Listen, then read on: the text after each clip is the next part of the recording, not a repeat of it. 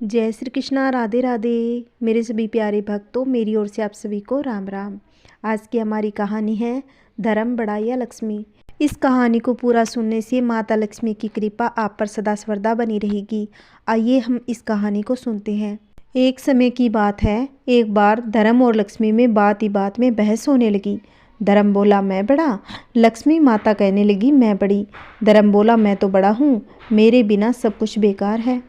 लक्ष्मी माता कहने लगी मेरे बिना सब बेकार, न खाना न सुख शांति, कुछ भी नहीं। अपने आप को दोनों बड़ा बता रहे थे। जब कोई निर्णय नहीं निकला तो दोनों देवता माता लक्ष्मी और धर्म राजा इंद्र के पास गए और कहने लगे आप हमारा फैसला कर दो। इंद्र ने कहा क्या बात है? धर्म बोला मैं बड़ा हूँ, लक्ष्मी माता बोली मैं बड़ी हूँ। अब आप फैसला करो कि कौन बड़ा है। इंद्र बड़े परेशान हो गए। यदि माता लक्ष्मी को बड़ा बताता हूँ तो धर्म चला जाएगा, यदि धर्म को बड़ा बता दिया तो लक्ष्मी माता रूठ के चली जाएगी। उन्होंने बहुत ही समझदारी से निर्णय लिया, क्योंकि वह किसी को नाराज करके अपना नुकसान नहीं करना चाहते थे। वे कहने लगे आप दोनों धरती पर मुझसे भी ज़्यादा एक न्यायप्रिय राजा है। उस राजा का नाम विक्रमादित्य है। वे बड़े ही ज्ञानी हैं। आप दोनों उसके पास जाओ, उससे अपना न्याय करवा लो। वह आप दोनों का न्याय बड़ी सरलता के साथ कर देंगे। उनकी बात मानकर लक्ष्मी जी और धर्म दोनों पृथ्वी लोक पर आ गए और राजा विक्रमादित्य के पास पहुँचे। वह राजा से बोले कि हे राजन, आप हमारा न्याय करें। राजा विक्रमादित्य उनकी बात सुनकर बोले ठीक है, पहले आप ये बताओ कि आप दोनों अपने आप को सर्वश्रेष्ठ क्यों समझते हो। आप दोनों की बात सुनकर ही मैं ये बताने में समर्थ हो पाऊंगा कि आप दोनों में सर्वश्रेष्ठ कौन है। अब दोनों ने बारी बारी से अपनी बात राजा विक्रमादित्य के सामने रखी। लक्ष्मी जी बोली कि हे राजन, यदि मनुष्य के पास मैं ना रहूं तो उसका जीवन अर्थहीन हो जाएगा, इसलिए मैं खुद को बड़ी बता रही हूँ। तभी धर्म बोला कि हे राजन, लक्ष्मी के बिना जीवन तो फिर भी चल सकता है, लेकिन धर्महीन होने के बाद मनुष्य के जीवन का अर्थ समाप्त हो जाता है, इसलिए मैं सर्वश्रेष्ठ हूँ। लक्ष्मी जी और धर्म ने अपनी अपनी बात राजा विक्रमादित्य के सामने रखी। लक्ष्मी जी बोली हे राजन, अब आप हम दोनों का न्याय करें और बताएं कि हम दोनों में श्रेष्ठ कौन है। राजा विक्रमादित्य बहुत ही विद्वान थे। वह समझ गए कि यह तो अत्यंत कठिन न्याय है। यदि मैंने माता लक्ष्मी को श्रेष्ठ बता दिया तो मैं धर्म से विरक्त हो जाऊंगा। यदि मैंने धर्म को श्रेष्ठ बता दिया तो लक्ष्मी जी मुझसे रूठ के चली जाएगी। फिर विक्रमादित्य ने थोड़ी देर सोचा कि धर्म चला जाएगा तो समझो सब कुछ चला जाएगा, इसीलिए मैं धर्म को ही सर्वश्रेष्ठ बताऊंगा। आखिर में उन्होंने दोनों से कहा कि मेरे ज्ञान के अनुसार धर्म ही सबसे श्रेष्ठ है। धर्म के बिना जीवन का कोई अर्थ नहीं। एक बार यदि लक्ष्मी नहीं रहेगी तो कोई बात नहीं। जैसे ही विक्रमादित्य ने यह फैसला लिया, बस उसी समय से लक्ष्मी जी वहाँ से चली गई। विक्रमादित्य ये बात जानते थे। वे घर से चल दिए। उनके पास धीरे धीरे सब चला गया। धन संपत्ति सब कुछ नष्ट हो गई। वे अपने घोड़े पर बैठकर अपनी बहन की ओर चल दिए। जब वह घोड़ा घर के नज़दीक पहुंचा तो बहन को उनके सैनिकों ने सूचना दी कि आपके भाई आ रहे हैं। बहन ने पूछा कैसे आ रहे हैं? अकेले और फटे हाल में। बहन ने कहा उन्हें अस्तबल में ठहराया जाए। उनको अस्तबल में ठहरा दिया गया। उनको खाने के लिए चोकर की रोटी भिजवा दी। जब उन्होंने देखा तो रोटी को प्रणाम कर वहीं गाड़ दिया और कहने लगे मैं वापसी में आकर ले लूँगा। माता आपको प्रणाम, और वहाँ से चल दिए। कुछ दिनों बाद वे अपने मित्र के घर पहुँचे। मित्र ने जैसे विक्रमादित्य को देखा, उनका बहुत ही आदर सत्कार किया। जिस स्थान पर उनको खाना खिलाया गया उस जगह पर मित्र की पत्नी का 9 लखा हार खूंटी पर टंगा था। जैसे वह खाना खाने लगे तो खूंटी का हार निगलने लगा। मित्र की पत्नी ने खूंटी में हार न देखा तो कहा इन्हीं ने मेरा हार लिया है। उन्होंने अपनी पत्नी को बहुत समझाया, लेकिन वह नहीं मानी। विक्रमादित्य ने बहुत सफाई दी। उसी समय वहाँ से चल दिए। चलते चलते दूर देश में पहुँचे। विक्रमादित्य बहुत थक चुके थे। एक पेड़ के नीचे विश्राम करने लगे। ठंडी ठंडी हवा चल रही थी। उनको वहीं पर नींद आ गई। उधर चोर राजा के खजाने से चोरी कर भाग रहे थे। राजा के सिपाही चोर का पीछा कर रहे थे। सिपाही के डर से चोर चोरी का सामान वहीं पेड़ के नीचे रखकर भाग गए। सिपाही पीछा करते करते उसी पेड़ के पास पहुँचे। चोरी का सामान वहाँ पर रखा देखा तो उन्हें चोर समझकर राजा के समक्ष पेश कर दिया। राजा ने कहा, किसके हाथ पैर दोनों काट कर बीच चौराहे पर डाल दो। जो भी वहाँ से निकलेगा 5-5 जूते मारो। जो भी गुजरता सब उसको जूते मारते। एक दिन तेली वहाँ से निकला। उसने कहा, बाई मुझे थोड़ा तेल दे दो, मुझे मक्खियाँ काट रही है, तेल लगा दो। तेली बोला, मैंने तुझे जूते नहीं मारे, यही बहुत है। तुम्हें तेल देने से क्या मेरा तेल बढ़ जाएगा? फिर तेली ने कुछ सोचकर तेल घाव में लगा दिया और चला गया। उस दिन खूब बिक्री हुई। तेल ज्यों का त्यों बना रहा। वह बहुत ही खुश हुआ। घर आने पर पत्नी बोली, आज तो बहुत ही ज़्यादा खुश हो, क्या बात है? उसने सारी बात कह दी। उसने कहा, अपने बच्चे नहीं हैं, उसे हम घर ले आएंगे, उसकी सेवा करेंगे। तेली फौरन राजा के पास गया और कहा, राजा जी मेरे कोई संतान नहीं है, हम उसको घर ले आना चाहते हैं। राजा को उसकी कोई ज़रूरत नहीं थी। उन्होंने कहा, ले जाओ। तेली राजा के आदेश पर उसको घर पर ले आया। अपने बच्चे की तरह प्यार करते और सेवा करने लगा। अब तेली के अच्छे दिन आ गए थे। राजा की एक बेटी थी, वह बहुत ही बुद्धिमता थी। वह रात में सबके सो जाने पर दीपक राग गाती, दीप जलाती और कभी बुझा देती, लेकिन थोड़ी सी देर में दीपक जल उठते। वह सोचती, ये कैसे हो गया?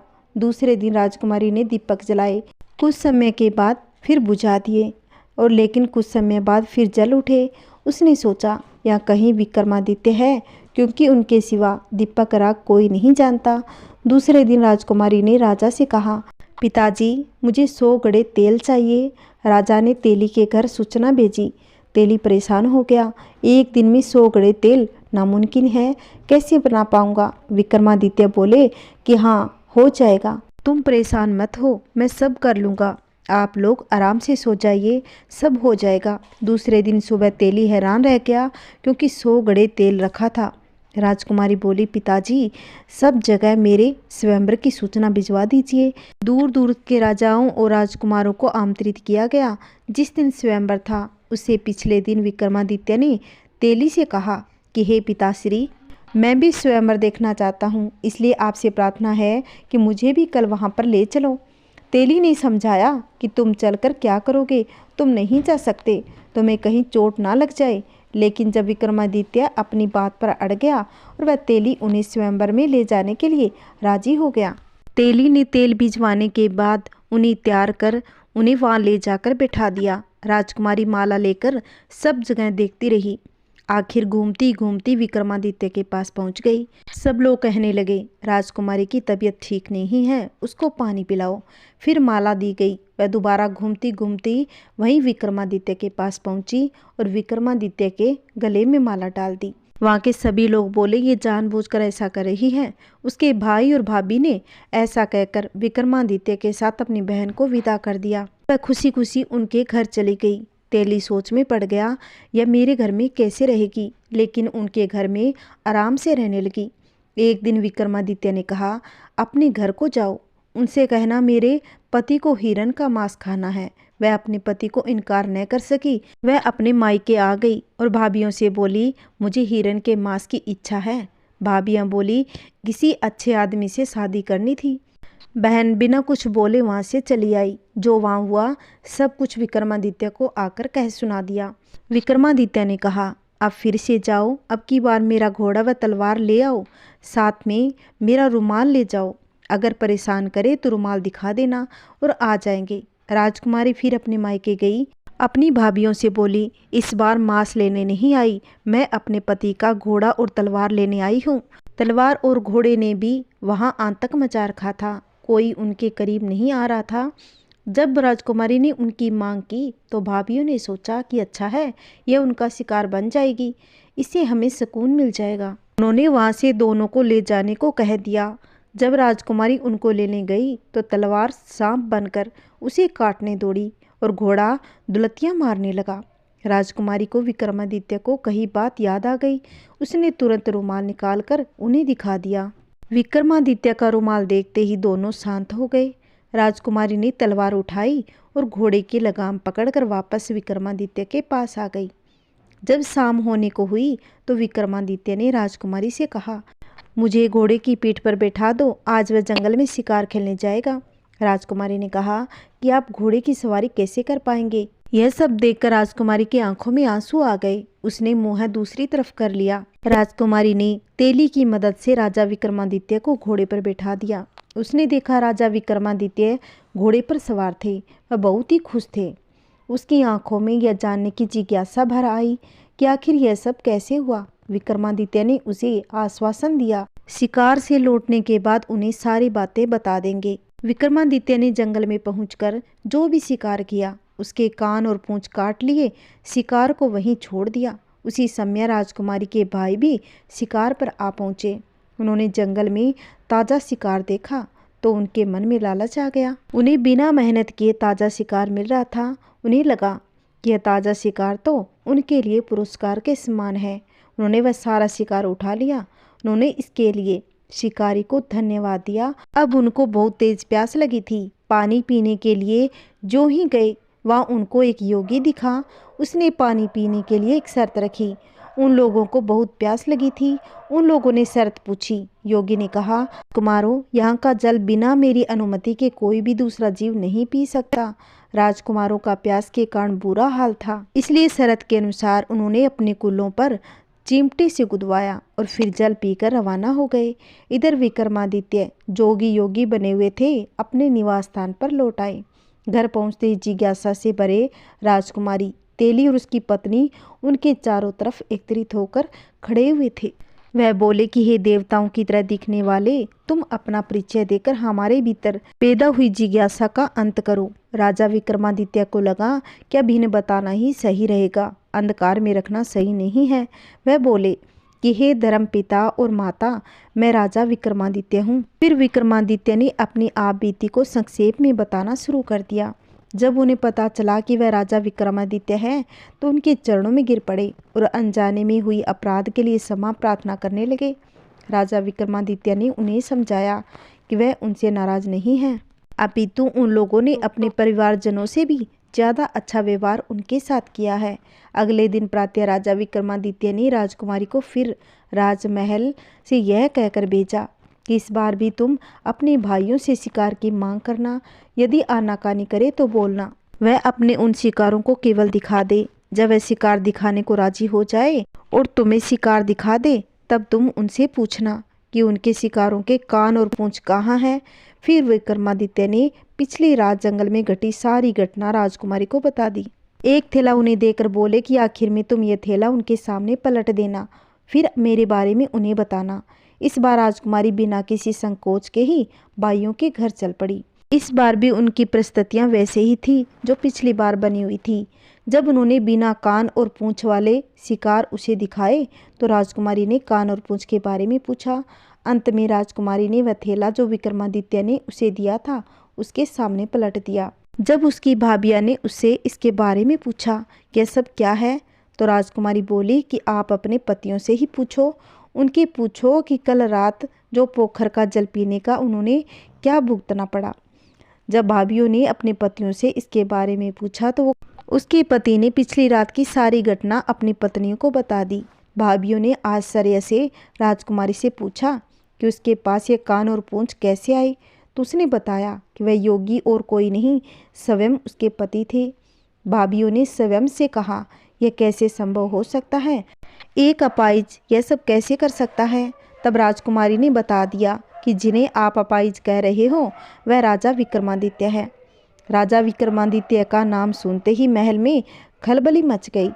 जब यह सूचना राजा को मिली तो वह भी घबरा गए। आखिर उन्होंने ही विक्रमादित्य को दंड दिया था। राजा और राजकुमार और मंत्रीगण सभी तेली की घर की ओर दौड़े। राजा और राजकुमार सभी राजा के पैरों में गिरकर क्षमा याचना करने लगे। राजा ने उन सबको कहा कि आप लोग दुखी ना हो, यह मेरे धर्म की परीक्षा थी, इसीलिए आप लोगों की मति घूम गई थी। अतः आप लोग यह बात अपने मस्तिष्क से निकाल दें कि मैं आपसे नाराज हूँ, बस खुश हो जाए। और राजा को अपने राजमहल में ले गए। वहाँ उनकी खूब आवभगत की। कुछ दिन बाद रहने के उपरांत राजा ने वहाँ से विदाई ली।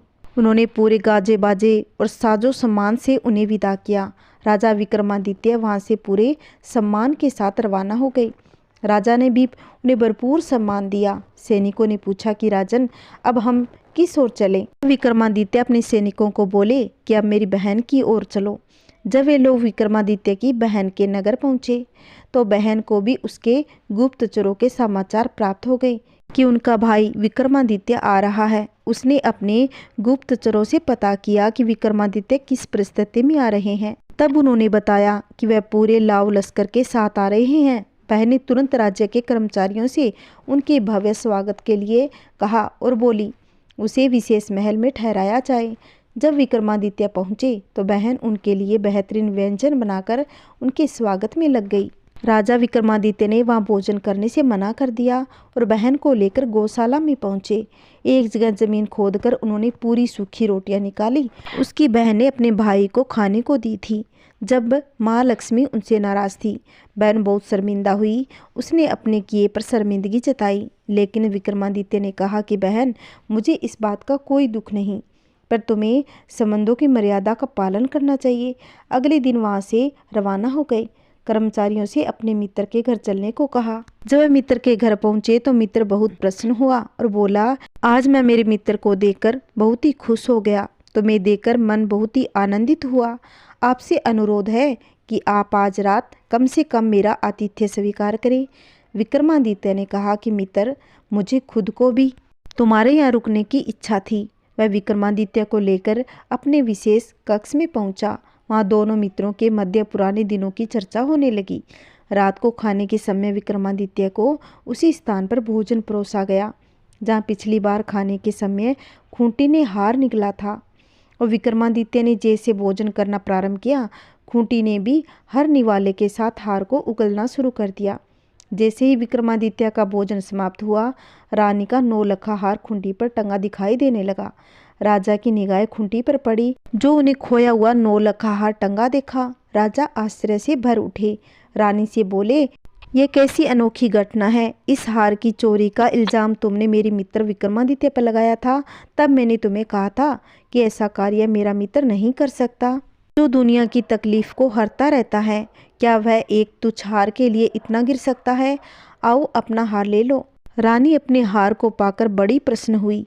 अपनी की हुई गलती के लिए शर्मिंदा हो गई। उसने हाथ जोड़कर राजा विक्रमादित्य से क्षमा मांगी और वह बोली कि हे राजन, मेरी मति को क्या हो गया था। उस समय न जाने मैंने क्या क्या कह दिया। मेरे उस अपराध की कोई क्षमा नहीं है, पर मैं चाहती हूँ कि आप एक बार मुझे माफ़ करके मेरी पीड़ा को कम करें। तभी विक्रमादित्य ने कहा कि आप लोग ज़्यादा दुखी न हो। उस समय मेरी विपत्ति का समय था। मुझसे लक्ष्मी रुष्ट हो गई थी, इसीलिए सारी घटनाएं घटी। फिर उन्होंने वह सारी बातें विस्तार से उनको बताई और अगले दिन अपने राज्य के लिए रवाना हो गए। जब वह अपने राज्य में पहुंचे तो उनके द्वार पर माता लक्ष्मी के दर्शन हुए और कहने लगी, तुम सही थे और मैं गलत थी। इसके बावजूद मैंने तुम्हें जो दंड दिए उसके लिए मैं दुखी हूँ। क्या पुत्र अपनी माता को क्षमा नहीं कर सकता? माँ लक्ष्मी के मुख से ऐसे शब्द सुनकर विक्रमादित्य माता लक्ष्मी के पाँव में गिर गए और बोले कि हे माँ, आप ऐसी बातें ना करें। आपकी परीक्षा से मेरा और भी निखार हो गया, इसलिए मैं आपका ही आभारी हूँ। विक्रमादित्य की विनम्रता से माँ लक्ष्मी बहुत ही खुश हो गई। खुश होकर बोली कि हे विक्रमादित्य, मेरा तुम पर आशीर्वाद है कि जब तक दुनिया रहेगी लोग तुम्हें नहीं भूल पाएंगे। यह आशीर्वाद देकर माँ लक्ष्मी अंतर्ध्यान हो गई। बोलिए लक्ष्मी माता की ही जय हो। अगर आपको मेरी कहानी अच्छी लगती हो तो प्लीज़ मेरे वीडियो को ज़्यादा से ज़्यादा शेयर करें, लाइक करें और कमेंट में जय माँ लक्ष्मी लिखना ना भूलें। अगर आपने अभी तक मेरे चैनल को सब्सक्राइब नहीं कर रखा है तो प्लीज़ मेरे चैनल को सब्सक्राइब करें, जिससे आने वाली वीडियो की नोटिफिकेशन आपको मिल जाएगी। जय श्री कृष्णा, राधे राधे।